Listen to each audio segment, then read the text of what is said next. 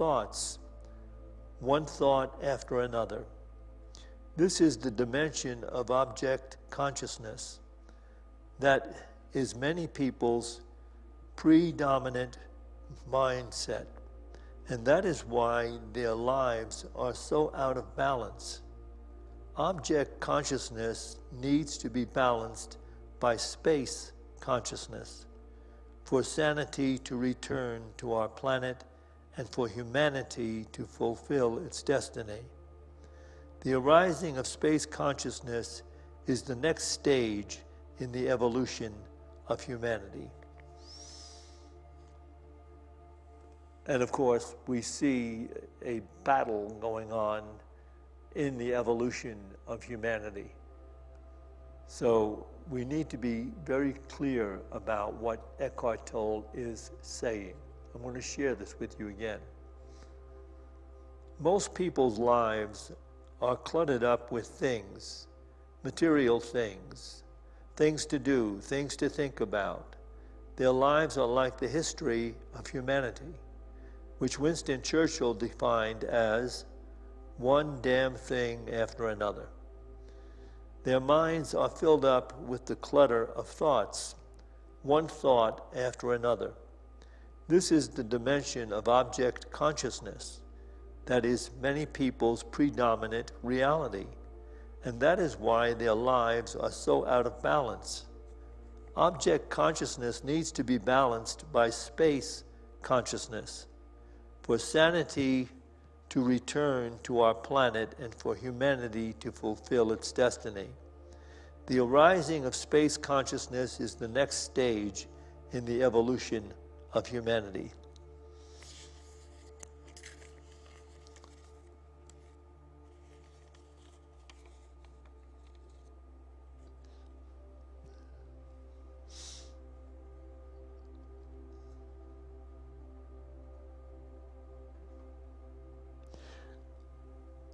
When we hear Tolle relate to space consciousness, and he relates to being consciousness and to presence, we understand that it requires, according to his point of view, the quieting of the intellectual mind. That is what we're doing in the process of meditation.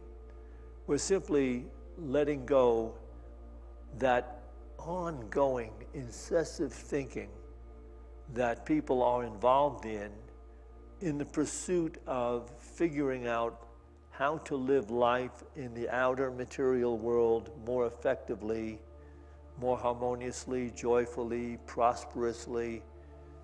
But all of that thinking is actually, in a way, a block to this intelligence, which is God consciousness, or the divine nature, or as some relate to it, Buddha nature, or as the Hindus relate to it, the Atman within, or Charles Fillmore's favorite quote, Christ in you is your hope of glory.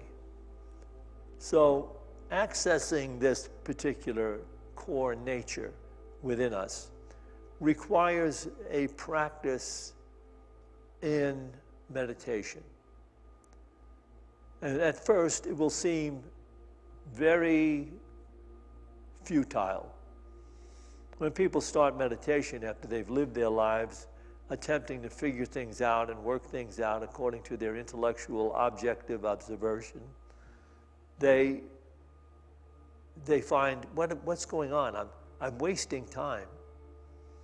In meditation, I feel like nothing's happening. I'm wasting time.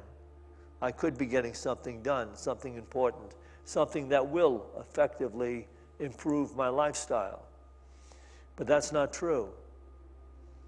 Every time a person sits down to quiet the mind, to just rest from that thinking, the spirit starts to move within them. The more refined level of awareness starts to open up and expand. And when we do that for a while, eventually we gain insight. Sight from within, not sight outwardly. Insight reveals to us what is really necessary in any given moment, what is appropriate, what does bring healing, what does bring peace and harmony. Because that insight is coming from that intelligence of which we are a part. It's called Christ in you, but it's also God awareness or God consciousness, or whatever the Eastern religions relate to it as, Atman, Brahma. These things are simply words used to define a more expanded level of awareness. And we access that by quieting the mind, not involving the mind in more thinking, more speculation, a more refined computer software program. You can get on a computer and work from one end of the day to the other and try to improve upon the different things that you're looking at and figuring out, but you're not going to find your way into insight. That's aligning with the intelligence that is life itself. It's omnipresent life. It knows in any given moment what is right action. Not arbitrarily, if you do this, you might get away with that. But right action, to be able to say, oh, I feel so good about what's taking place now because I'm here in this moment, one with the intelligence that is guiding me in living this moment. So, if you haven't been practicing meditation and beginning to get the insight and the joy of insight, it's time to know that every time you sit down, you're telling your mind to be still. It's like training your mind to be quiet for a while. You don't shut your mind off.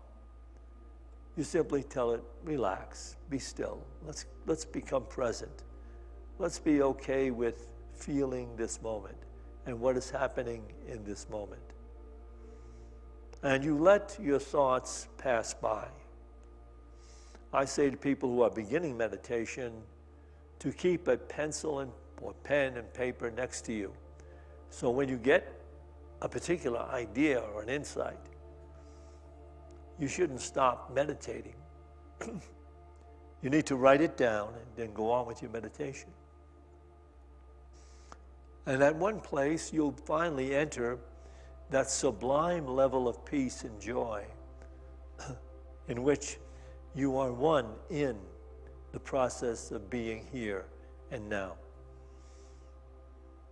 That there's no separation between what you thought yourself to be and what actually is.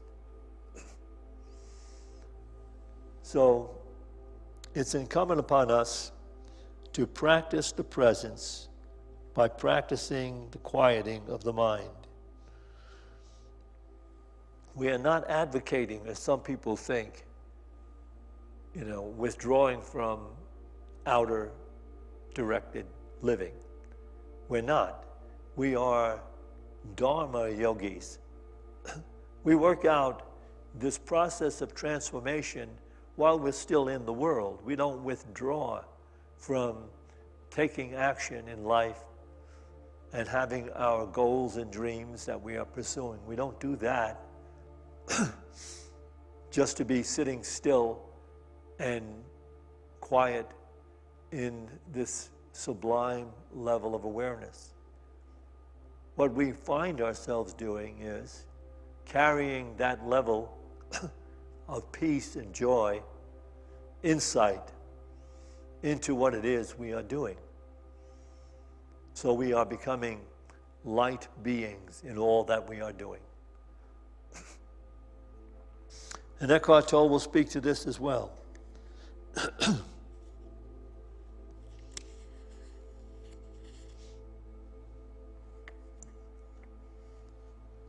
This is on page 264, paragraph 3 of A New Earth. Without living in alignment with your primary purpose, whatever purpose you come up with, even if it is to create heaven on earth, will be of the ego or become destroyed by time. Sooner or later, it will lead to suffering. If you ignore your inner purpose, no matter what you do, even if it looks spiritual, the ego will creep into it and do it, and so the means will corrupt the end. Without living in alignment with your primary purpose, space consciousness, whatever purpose you come up with, even if it is to create heaven on earth, will be of the ego or become destroyed by time. Sooner or later, it will lead to suffering. If you ignore your inner purpose, no matter what you do, even if it looks spiritual, the ego will creep into it, and so the means will corrupt the end.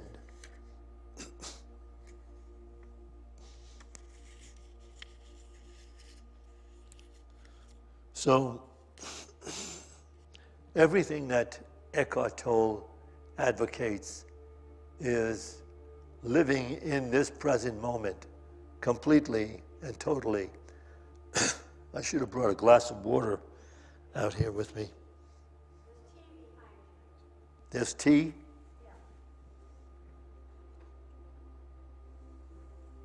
Thank you.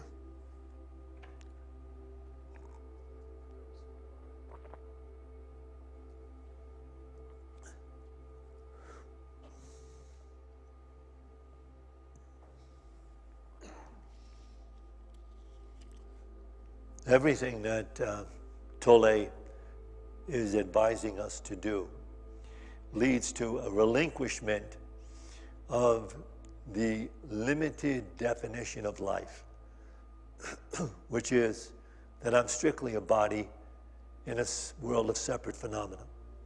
We recognize we are in connection with or in touch with everything around us. Our thoughts affect everything around us. So, this process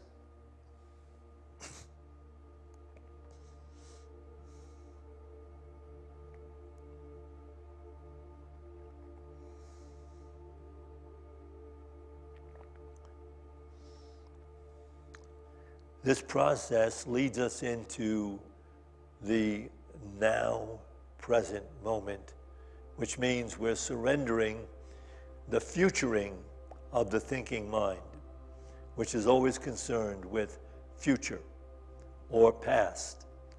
We are becoming courageous and faithful to be in the present moment and allowing this refined intelligence of which we are all a part to guide us in that moment, not wanting anything but that insight that allows us to live effectively, joyfully, and beautifully. I'm going to read this last quote from Eckhart Tolle, then I'm going to end this talk tonight. And we'll do a meditation. This is from Eckhart Tolle's book, A New Earth, on page 269. So be true to life by being true to your inner purpose. As you become present and thereby total in what you do, your actions become charged with spiritual power. At first, there may be no noticeable change in what you do. Only the how changes.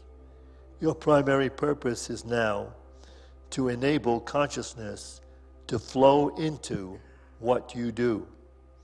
The secondary purpose is whatever you want to achieve through the doing, whereas the notion of purpose before was always associated with future. There is now a deeper purpose that can only be found in the present through the denial of time, the temporary denial of time, which is meditation, because the object of a Dharma yogi's path is to carry the divine or refined level of consciousness into the world and into the purposes that this particular individual is pursuing. So I'll read that again. So be true to life by being true to your inner purpose. As you become present and thereby total in what you do, your actions become charged with spiritual power. At first, there may be no noticeable change in what you do. Only the how changes. Your primary purpose is now to enable consciousness to flow into what you do. The secondary purpose is whatever you want to achieve through the doing, whereas the notion of purpose before was always associated with future. There is now a deeper purpose that can only be found in the present through the denial of time, or the temporary denial of time.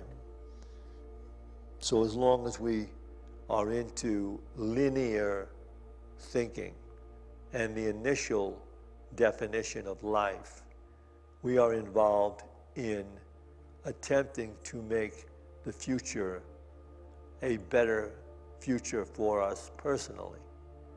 And so we're always involved in that time-space continuum. But as Tolle is saying, with some practice, we can quiet the mind from that projection or perception.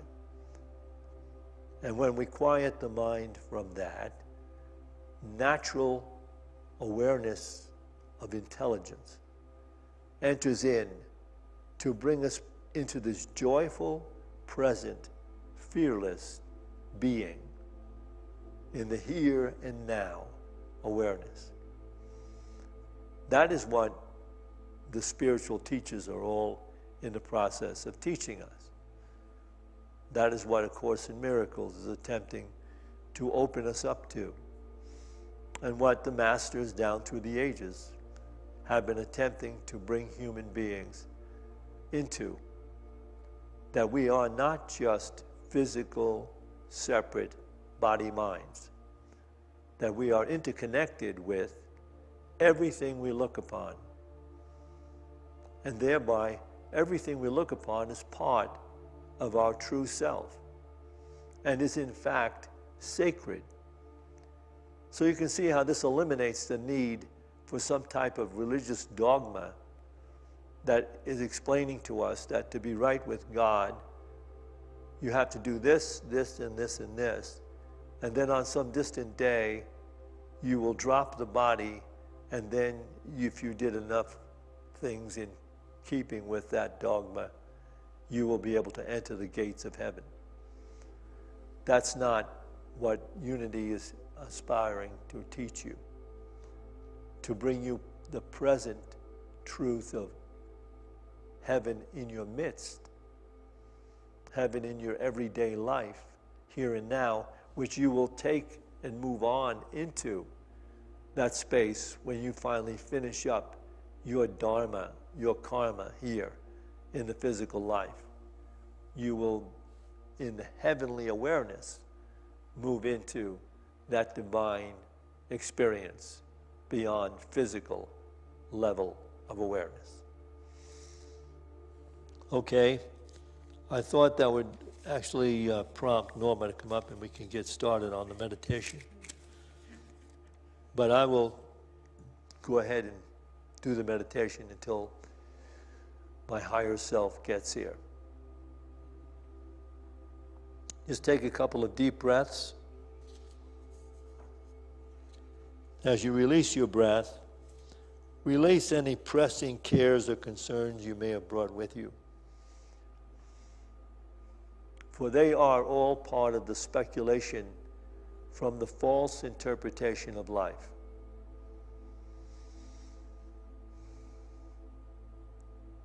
Just breathing and allowing the breath to come naturally in and out is a way to quiet the mind. Breathing in and breathing out is like a mantra or a prayer. Remembering to breathe, especially when facing challenging circumstances, serves as a pathway into the higher level of awareness. So now just imagine your body being a complete vacuum and the breath as a golden ethereal light. So you breathe in the golden light of life. It fills your body from the tips of your toes to the top of your head. And as you release this light, release it through the pores of your body. See the light leaving through the pores of your body into the world. Breathing in the refined golden light of life. It filling your body from the tips of your toes to the top of your head. Releasing the light through the pores of your body into the world. Just breathing is a miracle. It can serve as a prayer, as a mantra, when faced with challenging conditions. Breathing in the refined golden light of life. It filling your body from the tips of your toes to the top of your head. Releasing the light into the world. You feeling lighter, more buoyant, more expanded in the awareness of just being. Breathing in the refined golden light of life. Releasing the breath through the pores of your body into the world. Feeling buoyant and free, allowing yourself to be expanded in the awareness of the one in all, the all in one. Breathing in the refined golden light of life. Releasing the breath as light into the world.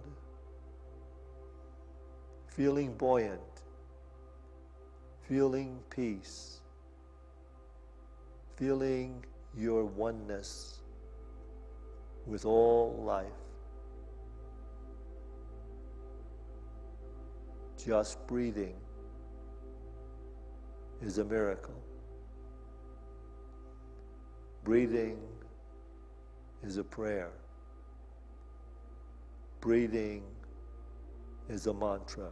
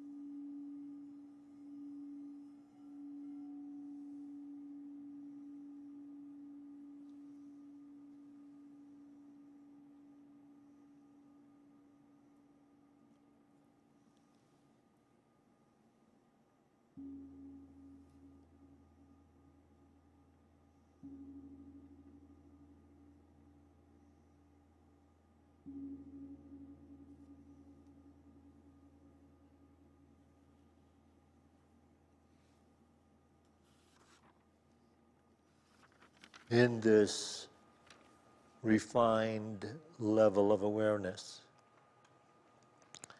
we will offer the names of those that have been submitted to our prayer list. As Norma calls the name, simply let the light consciousness go to it with the words, "Be whole, be whole." Azor, Althra Waterhouse.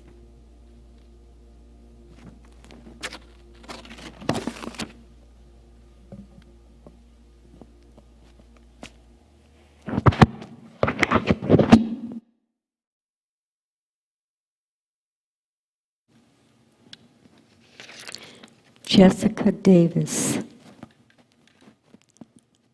Uter Verhagen. City of Groningen. Steve Taylor. Althra Waterhouse. Jessica Davis. Pasco and Mango. Daisy the dog. Richard. Alyssa. Heather. Jamie. Lori Martell. Mick Hearn. Brett Herm. Hadley Moore. Tracy Morell. Antonio Bertram. Dave and Colleen. Gary and Eric Backlund. C.J. Young.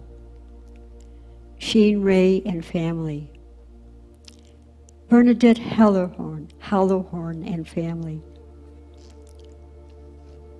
Raphael McAdden. Carolina Gosselin. Azalin Kuhn. Bob Larson. Rianne Larson. The Larson children and grandchildren. Gretchen. Leela and Health Project. Catherine. Sheba and Andy and Joan. Julian and Sol. Chester and Laura Phillips. Amanda Phillips. Pat Phillips. Nico Phillips. John Stovall. Timothy Liakos. Spencer Cablo. You can call out a name if you'd like to at this time.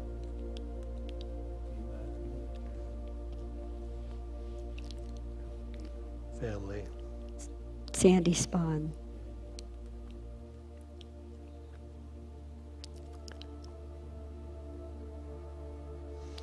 We see these healing lights surrounding the prayer box. And all the people's names that have been submitted throughout the month, we see them healed. Physically, mentally, and spiritually.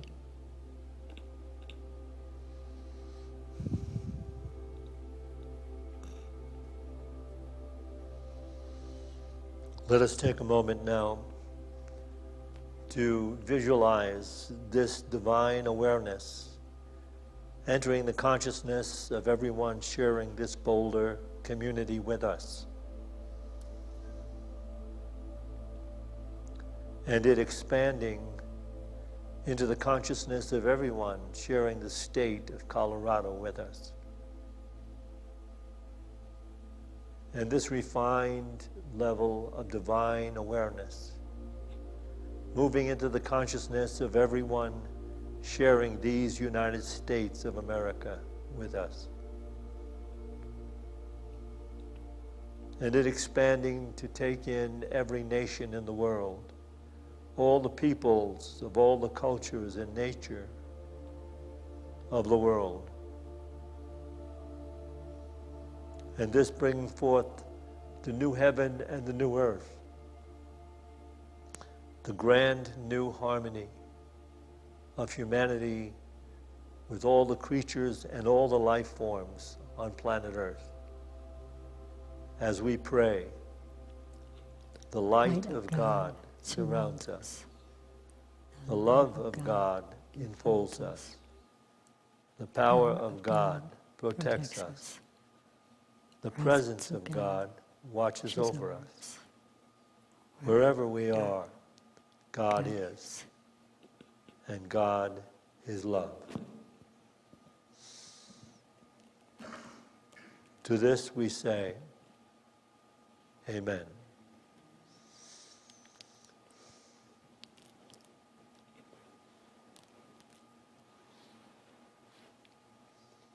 We will take an offering for unity now.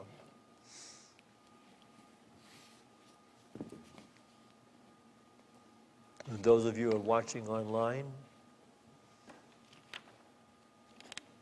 we invite you to put in a personal appearance whenever you feel so up to it.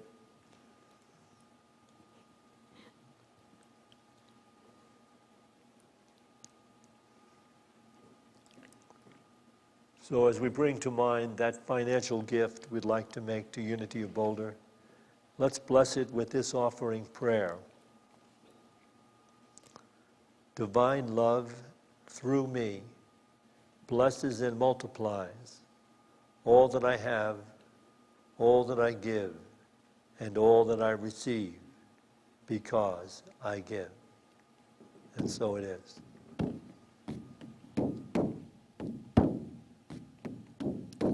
Oh, my mind, learn thou self-control.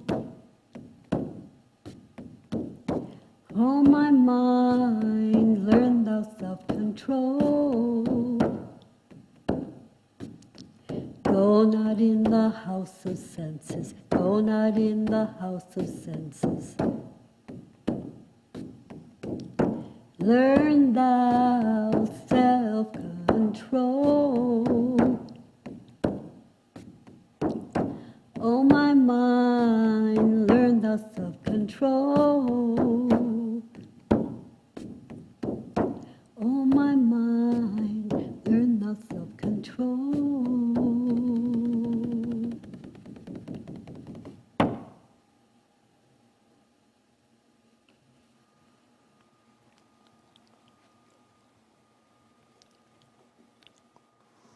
Join me now, please. We dedicate this tithe to the will and the work of the Spirit of truth, and to the victory of the Spirit of truth. Amen.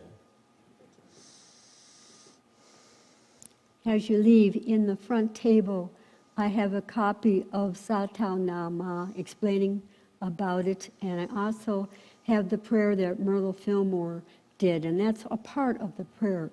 But I felt it's an important part. If you just take that part and you can accomplish that, then I'm going to feed you the rest of that prayer. It's yummy. We all want to be healed. On Sunday, we have our 9 and 11 o'clock services. Cinticia is beginning a series, a 4-part series, and it will be very insightful and beautiful, as always. I will be speaking to the divine purpose now in the world, as the world is and appears to us now. And we have openings for choir for the Christmas season, and it's going to be at 6:30 tomorrow down in the middle room. And we're starting our Christmas song, so you're not coming in late. And it's really a great way to make great friends, because these people are friends for the rest of their life. It's such an intimate, wonderful, joyous experience. I don't like to make it regimented. I like people to laugh and have fun. So, come. We have tea and cookies for those of you who would like to stay and chat for a while through these doors to your left into the bookstore. And don't forget those handouts. Don't forget those handouts on the front table They're in the lobby. life-changing. All right. To everyone, good night.